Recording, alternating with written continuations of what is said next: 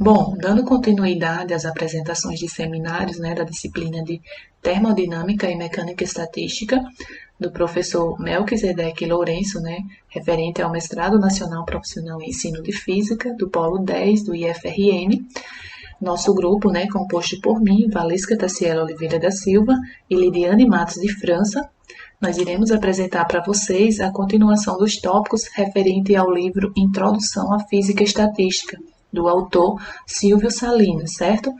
Onde iremos abordar para vocês os tópicos 3.4, que se trata das relações de Euler e de Gibbs do Reino, e também o tópico 3.5, onde iremos apresentar para vocês as derivadas termodinâmicas de interesse físico, certo? Bom, começando por mim aqui no tópico 3.4, certo? Nós iremos abordar essas duas importantes relações, certo? Que é as relações de Euler e a relação de Gibbs do Reino. Nós vamos observar também que ao se chegar na relação de Euler, é possível dela se obter a relação de Gibbs do Reino, certo? E sabemos, então, que a propriedade de aditividade ela pode ser expressa da seguinte forma. Nós temos aqui uma função, certo, de várias variáveis, uma função, uma energia interna, que depende de S, V e N, ou seja, uma função da energia que depende da entropia, do volume e do número de partículas. Se nós pegarmos as propriedades extensivas dessa função aqui, todas elas, e multiplicarmos por um mesmo fator, certo? Um fator que podemos chamar de lambda, ou seja, uma constante lambda, nós iremos ter que, ao fazer isso, nós vamos obter que a energia interna ela também vai ser multiplicada por este mesmo fator. Ou seja, a energia interna vai ser multiplicada também pelo lambda, certo? Logo, se aumentarmos o sistema por um fator, aqui, ó, temos que a energia ela também será aumentada por este mesmo fator, que é o que acabamos de ver. E esse tipo de função, certo, que acabamos de observar, é uma função extensiva na física. E na matemática, ela é conhecida como uma função homogênea de primeiro grau, certo? Um teorema que é válido para qualquer função desse tipo é o teorema de Euler. E para se chegar a esse teorema, nós temos que derivar, certo, os dois lados dessa equação em relação a lambda. Ao fazer isso, nós temos que a derivada parcial de U em relação a lambda S vezes S, mais a derivada parcial de U em relação a lambda V vezes V, mais a derivada de U em relação a lambda N vezes N, é igual a U, que depende de S, V e N, ou seja, é igual à mesma função lá do início, certo? E se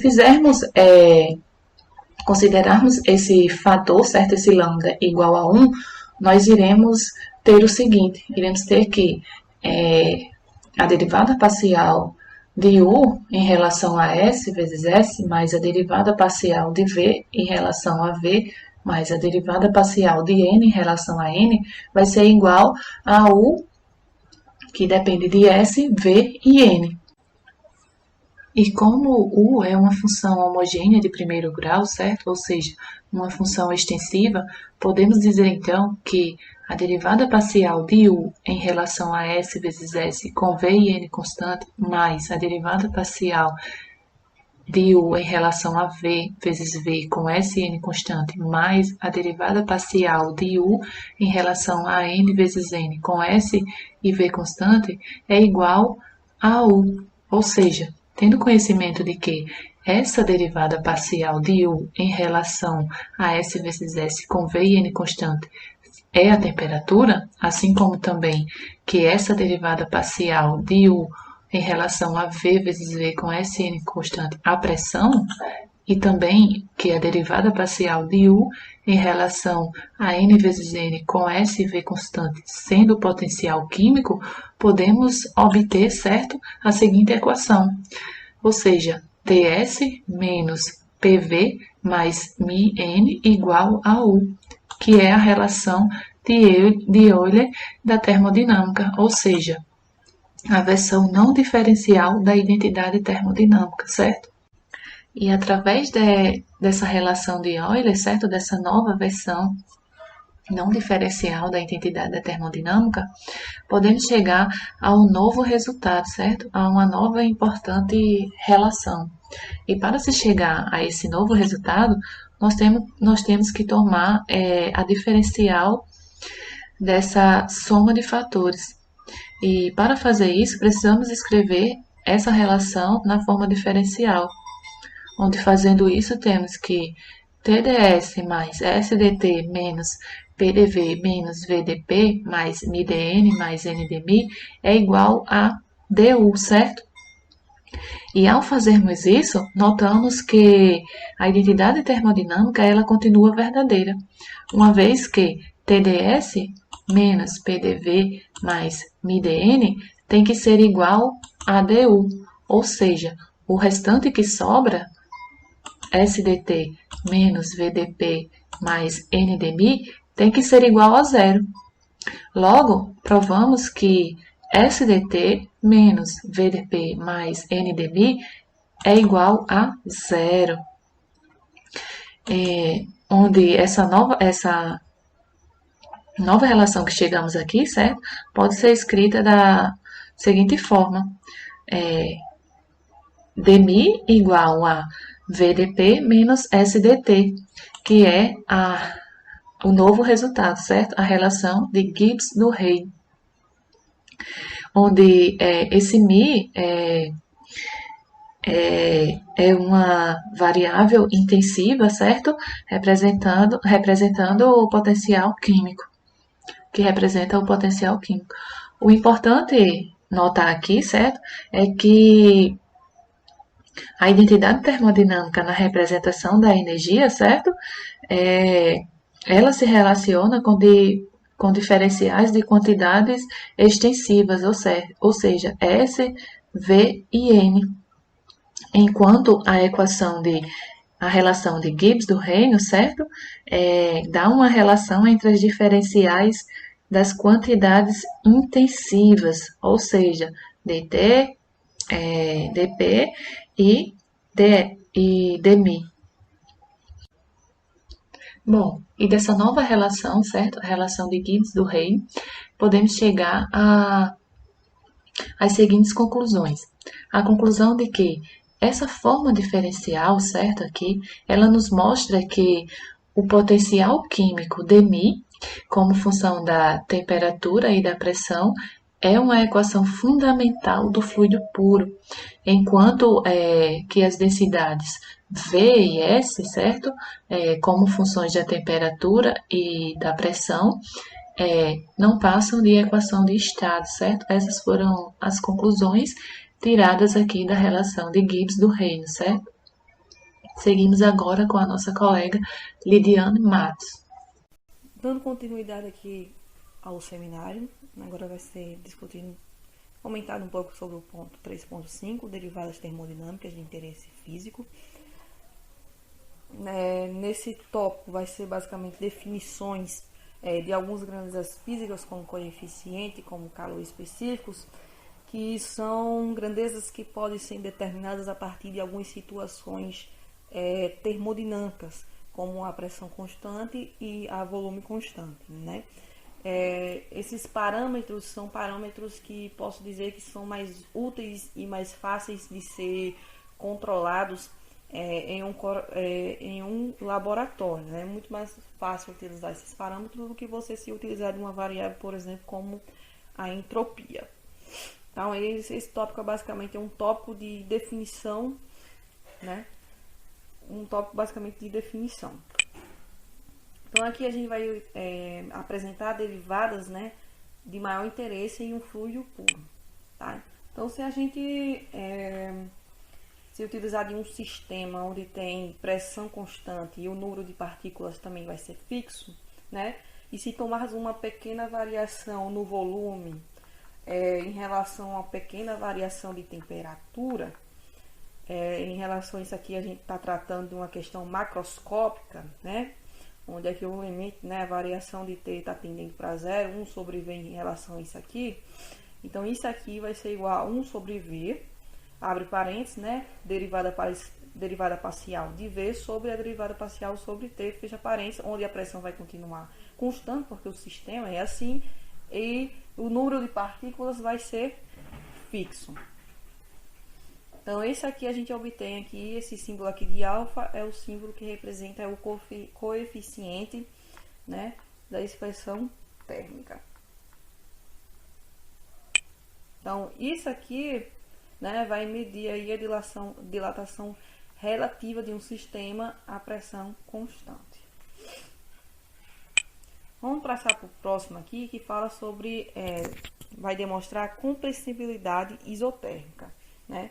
Se a gente considerar um caso onde o volume varia com a pressão, né? Aqui nesse caso temos uma situação isotérmica, onde a temperatura é constante, o número de partículas também vai se manter o mesmo, né? Então temos aqui o limite, a variação delta P tendendo para zero, menos 1 sobre V, parênteses, variação delta V, que é volume, sobre delta P, pressão constante. Então, isso aqui é igual a menos 1 sobre V, parênteses, derivada parcial de V, sobre derivada parcial de P, temperatura constante, números de partículas fixos. Então, isso aqui é definição, tá ok? Isso é uma definição. E por que o sinal negativo, nesse caso? O sinal negativo é só para o sinal, né, do coeficiente aqui não ficar positivo, tá ok? Não ficar negativo. Então, por isso que o sinal aqui é negativo. Que é basicamente só para deixar o coeficiente positivo. Tá? Então, isso aqui vai medir a variação relativa do volume com a pressão, a temperatura fixa. Às vezes é interessante medir a compressibilidade adiabática, né? KS, que é definida como a entropia fixa em vez de temperatura constante. Compressibilidade isotérmica. Então, a próxima aqui é C, né? O calor específico à pressão constante. Se a gente tem um sistema fechado, né, onde vai ser injetado aí calor, consequentemente vai ter aí uma variação de temperatura. A gente tem aqui o sistema que a pressão é constante e o número de partículas é fixo, né? Então o limite de ΔT tendendo para zero, 1 sobre N, né, ΔQ, né, sobre ΔT. Então isso aqui é igual a Tn, derivada parcial de S, que S não é, nesse caso aqui não é entropia, é energia interna do sistema, sobre derivada de T, derivada parcial de T. Pressão constante e o número de partículas iguais. Então, para outra situação, mas aqui a gente tem a volume constante, não mais a pressão constante, né? A gente tem aqui o coeficiente a volume constante, né? Limite ΔT tendendo para zero, 1 sobre N, o calor que é injetado no sistema, né? Como o volume está constante, então não vai ter expansão e nem compressão de trabalho no sistema, né? Então, Tn, derivada parcial da energia interna, sobre dt, volume constante e número de partículas iguais. Se a gente multiplicar isso aqui por N, a mesma coisa aqui em cima, né? Esse N vai embora, então vai ficar só o T. Lembrando algumas considerações, né? Para assegurar a estabilidade térmica, devemos ter o coeficiente de pressão constante e o coeficiente de volume constante, eles têm que ser maior ou igual a zero. A estabilidade mecânica será garantida por Kt, aqui a gente está falando sobre compressibilidade isotérmica, e aqui Ks, compressibilidade adiabática, e isso tem que ser maior ou igual a zero. Então, já o coeficiente, né, de expansão térmica aqui, não precisa ter um sinal bem definido, né? Como eu tinha comentado naquela parte ali onde eu falei que o sinal negativo é só para tornar o coeficiente positivo, mas aqui já o coeficiente não precisa ter um sinal bem definido. É conhecida a contração de volume como aumento da temperatura da água. Então, pode-se verificar, né, que o coeficiente de pressão, a pressão constante, é maior ou igual ao coeficiente a volume constante por meio de uma relação famosa para fluidos. E é essa equação aqui. Aí um ponto importante, uma coisa simples, né, porque isso aqui, esse coeficiente é muito maior que esse, é porque nesse sistema aqui, né, é permitido expansão, então vai ter realização de trabalho. Se tem realização de trabalho, vai ter aí energia também fornecida ao sistema. Então é interessante observar que os coeficientes, né, coeficiente aqui de expansão térmica, coeficiente de compressibilidade isotérmica, coeficiente de pressão constante, são funções das derivadas de T, de temperatura e pressão. No caso de fluidos, não deve haver dúvidas de que essas variáveis são bem mais práticas e convenientes do que entropia, volume e o número de partículas. É aquilo que eu falei bem no início da minha apresentação aqui do tópico 3.5. Espero que vocês tenham gostado do seminário.